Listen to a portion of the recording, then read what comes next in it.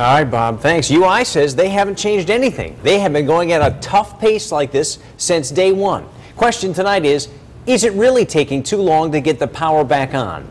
It's easy to think so at home on day 4 with no power, but the huge job of getting all the lights back on is truly hard to get a grasp of. With the flip of that switch, more people in Shelton got their power back on tonight. 3 days after Irene, some frustrated families and some politicians have jumped on the utility companies, accusing them of poor communication and not getting the job done quickly enough.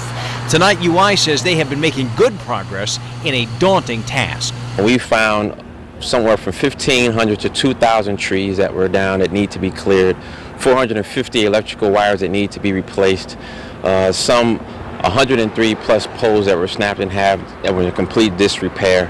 And so there was a ton of work that needed to be done. This is the scene being played out not just here on the ground in Shelton tonight, but over and over and over again all over Connecticut.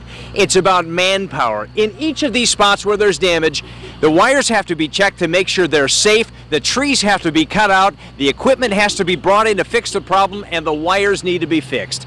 All of that takes time, and it has to happen hundreds and hundreds of times before everyone has their power back on. UI says it pays no attention to town boundaries. It's about getting people on as quickly and safely as they can.